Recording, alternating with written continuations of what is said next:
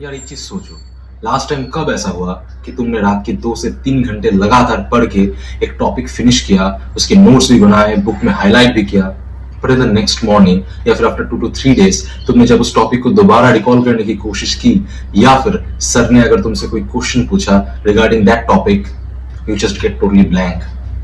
अगर ये सुन के तुम्हें ऐसा लगता है कि ये मेरे साथ ही होता है, then let me tell you that you are not the only one।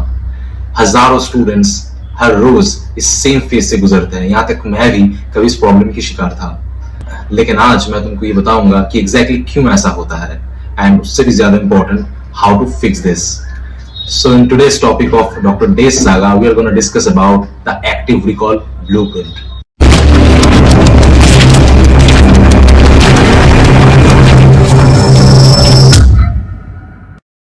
तो सबसे पहले प्रॉब्लम की रूट्स को समझते हैं। For that reason, let me take you in 1880s of Germany। एक साइकोलॉजिस्ट थे जिनका नाम था हार्मन एबिंगस। उनके दिमाग में एक सवाल आया कि इंसान चीजों को भूलता क्यों है और कितनी तेजी से भूलता है। For that reason, उन्होंने खुद पे एक्सपेरिमेंट्स करना स्टार्ट कर दिए, लिटरली खुद पे। उन्होंने हंड्रेड्स ऑफ ऐसे सिलेबल्स बनाए जिनका दूर दूर तक कोई लैंग्वेज से रिश्ता नहीं था, जैसे बिग्स, बैट, बूम, पॉट, ऐसे करके। फिर उनको उसने याद करने की कोशिश की और टाइम टू टाइम खुद को टेस्ट किया कि अभी कितना याद है, और फिर जो रिजल्ट आया वो आज भी साइकोलॉजी की हिस्ट्री में सबसे इंपॉर्टेंट डिस्कवरीज में से एक मानी जाती है। He discovered the forgetting curve। ये कुछ ऐसा होता है जब तुम कोई नई चीज सीखते हो तो पहले 20 मिनट में तुम्हारा ब्रेन उस इंफॉर्मेशन के एक सिग्निफिकेंट हिस्से को डिलीट करना शुरू कर देता है। 24 आवर्स के बाद ऑलमोस्ट 50%, 2 दिन बाद 70% एंड एक हफ्ते के अंदर ऑलमोस्ट 90% गॉन। पर ऐसा क्यों? क्योंकि हमारा दिमाग एक बहुत स्मार्ट मशीन है, जो इंफॉर्मेशन यूज नहीं होता वो उसे स्टोर नहीं करता। बट एबिंगस ने एक और भी चीज डिस्कवर की थी कि how to break this forgetting curve. Forgetting curve का तोड़ क्या है? उसने देखा कि हम अगर सही टाइम पे सही तरीके से चीजों को रिट्रीव करते हैं तो चीजें हमें लंबे समय तक याद रहता है, और यहां से आता है the concept of active recall. So let's directly jump into the topic of 3 steps of active recall blueprint। Step number 1, the Feynman technique। क्या करना है? एक टॉपिक को ध्यान से पढ़ो, एक बार नहीं 2 से 3 बार। एक बार तुम उसको अच्छी तरह से समझ गए तो अब ये इमेजिन करो कि तुम्हारे सामने एक स्टूडेंट बैठा है जिसको उस टॉपिक के बारे में जीरो नॉलेज है, और तुम्हें उसको वो टॉपिक समझाना है from the very beginning, but as a teacher, अपने शब्दों में, अपने एग्जाम्पल्स के साथ, इन योर ओन टोन। पर यहाँ पे एक चीज ध्यान रखना है कि बुक में पढ़ा हुआ लाइंस, बुक में पढ़े हुए चीजें हुबहू रिपीट नहीं करना है, फिर तो वो रट्टा मारना होगा। शायद जब तुम ये पहली बार करोगे तब तुम्हें ये चीज थोड़ा ऑकवर्ड लगे, पर believe me after 2 to 3 times you will get habituated with it. याद रखना, अगर सामने वाले को तुम ये टॉपिक एकदम इजीएस्ट लैंग्वेज में एक्सप्लेन कर पाओ, that means you have mastered that topic. तो इस टेक्निक का नाम है the Feynman technique, named after Richard Feynman, who is a Nobel Prize winner in physics। Step number 2, the blank page test।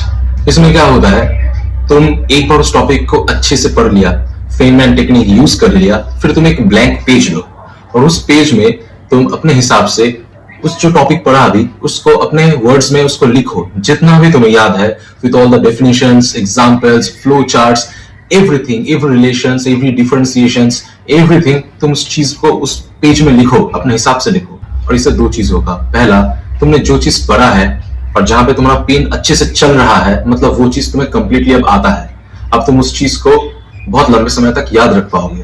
And number 2, जहां पे तुम्हारा pen रुक रहा है, मतलब वहां पे तुम्हारा रिविजन की जरूरत है। तो जब नेक्स्ट टाइम तुम फिर से इस टॉपिक को दोबारा पढ़ो तो वो जगह जहां पे तुम्हारा पेन रुक गया, उस टॉपिक को थोड़ा सा अच्छे से पढ़ना। Let's come to step number 3, the spaced repetition।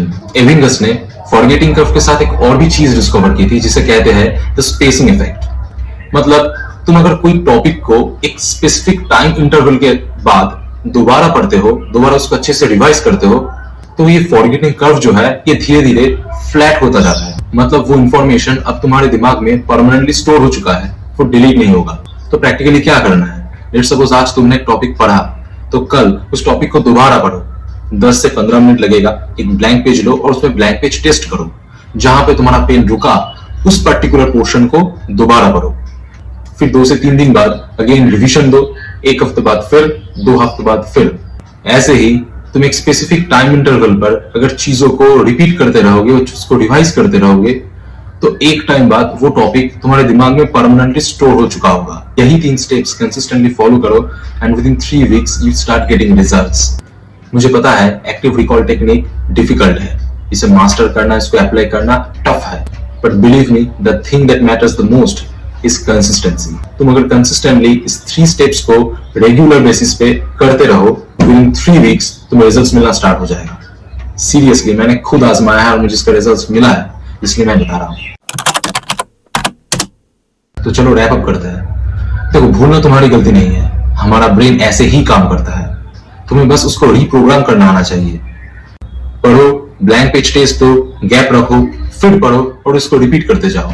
बस यही है ब्लूप्रिंट। अगर ये वीडियो हेल्पफुल लगा हो तो लाइक कर देना और इस वीडियो को अपने उन दोस्तों से शेयर कर दो जो रात में बहुत मेहनत से पढ़ता है पर चीजों को अच्छे से याद नहीं रख पाता, भूल जाता है। बिलीव मी, उसको इस वीडियो की सख्त जरूरत है। सो मिलते हैं अपने नेक्स्ट वीडियो में, तब तक के लिए बाय बाय।